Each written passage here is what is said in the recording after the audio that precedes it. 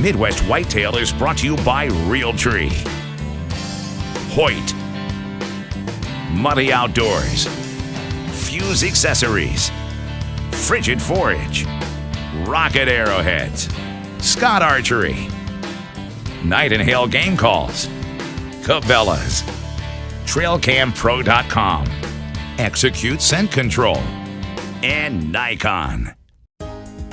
Thanks for joining me here at Midwest Whitetail. We're just a few days away now from the time when I'm going to be in the tree every single day. I usually wait until about the 25th, 26th of October.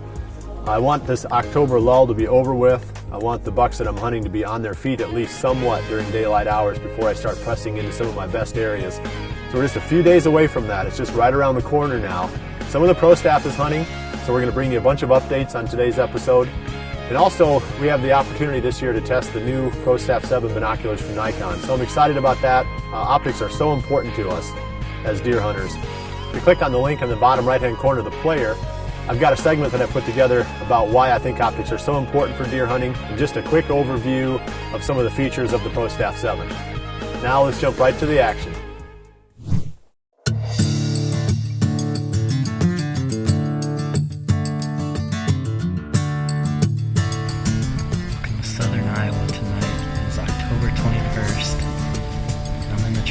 Tonight. We're overlooking a big and beastie turnip plot. We actually brought the decoy with us tonight. We've had one good hunt so far. I've hunted one time this year, wanted to stand. October 2nd, I had a very good hunt with Ben. We saw a lot of deer, 3 mature bucks. It was just a fun night to be in the stand. We drove by here last night and we saw 4 or 5 deer out in this food plot, so I know the deer are still hammering these turnips. I think we're just on the verge of everything breaking loose. Drew Yarkowski is actually hunting just across the road from us on his property. He brought a decoy with him as well, so they should just be getting settled into the stand. Let's check in with Ben and Drew. Well, Ben and I just got set up, and we're actually not too far away from where Jared and Aaron are set up. We're both using decoys as well, which is going to make tonight very, very interesting, that's for sure. It's right at the fringe of the beginning of some rut activity, so we're giving it a shot. We're going to see if we can pull them within bow range.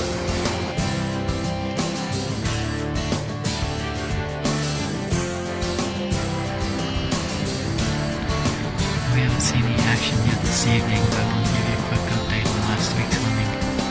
I haven't been out a whole lot since last week's show. Because I have been out, the deer have definitely been in those cooler temperatures, have them on the feet early in the evenings and late in the morning. It's going to be that time of year if we have some vacation time saved up. It's almost time to start thinking about getting in the tree. As long as these temperatures stay cool, the weather cooperates, I think we'll be seeing a lot of deer from here on out. So we're going to get settled back in here. Let's go check in with Drew across the road again, see how his hunt's going and how his season has been going. Well, it's about 5:30. Nothing so far, but the trail cams have told us, we've had them on field scan mode, and they've told us that basically the last half hour or so is when a lot of activity has been happening. Just to give you guys a quick update on how my season's been going, we haven't really been out yet a whole lot. I've been really watching those trail cameras closely to see when those bucks are going to start moving towards daytime activity, and week by week they've been getting closer and closer. So here in the next week or two is when we'll really hone in on them and hopefully get some action.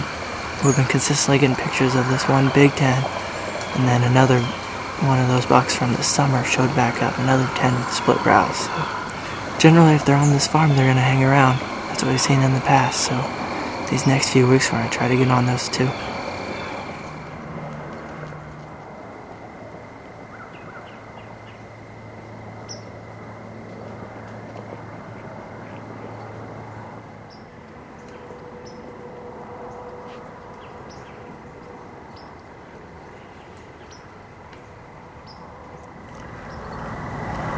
Well, that was pretty dang cool. That was a giant-sized bobcat. But basically, that's the only thing we've seen this afternoon. It's the sun's just starting to hit the horizon, so hopefully things will start going here. Well, we're we're getting down to the last 20-25 minutes of shooting light, and all we've seen so far is a doe fawn. She fed out in the terms for a while, but she worked her way off into timber. So it's been slow. It warmed up a little bit today. I'm not sure if that has anything to do with it or not, but regardless, it's been a slow night. Well, we just got back to the truck here, and pretty slow day, to say the least. Jared saw a doe, we saw a bobcat, and that's all it was. So we're probably going to stay out of our best spots here for the next week until we get maybe a cold front come through or something that really gets the rut activity going. Then we'll be out there hitting it hard. So stay optimistic, the rut is right around the corner.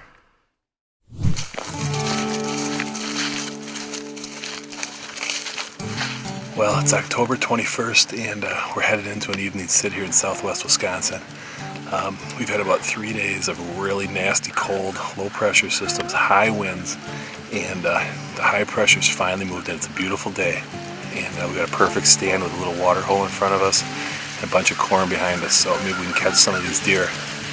Headed into this corn to feed tonight, so.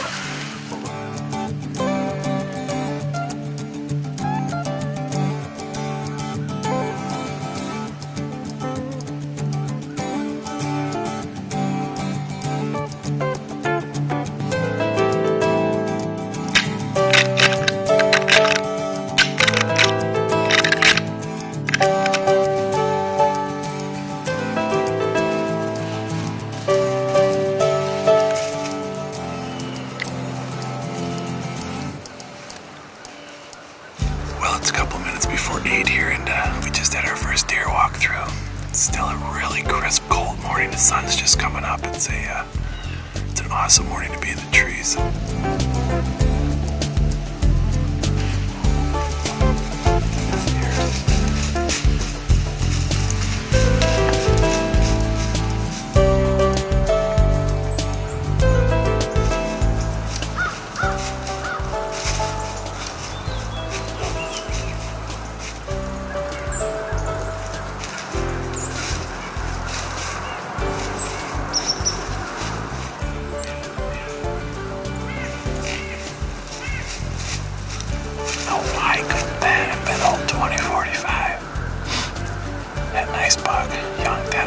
Followed that doe right up here, grunt, just walking behind her.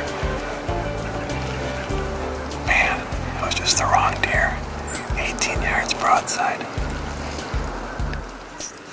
Well, our weekend hunt here in southwest Wisconsin is over. Heading back to Iowa, but we had a good hunt this morning. We had a nice 10-pointer. He was a beautiful, probably 130-inch 10, come right by, grunting, chasing a doe.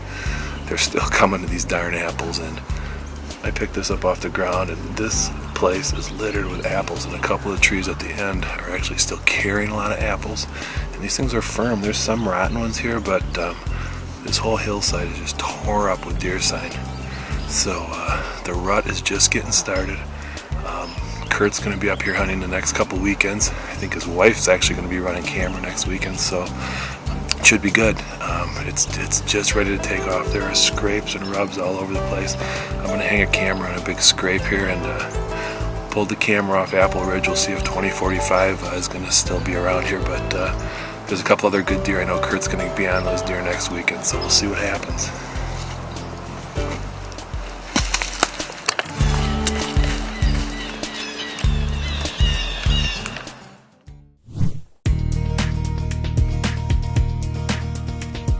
We have been out just a little bit over the past week. In fact, I took Andrew out yesterday evening.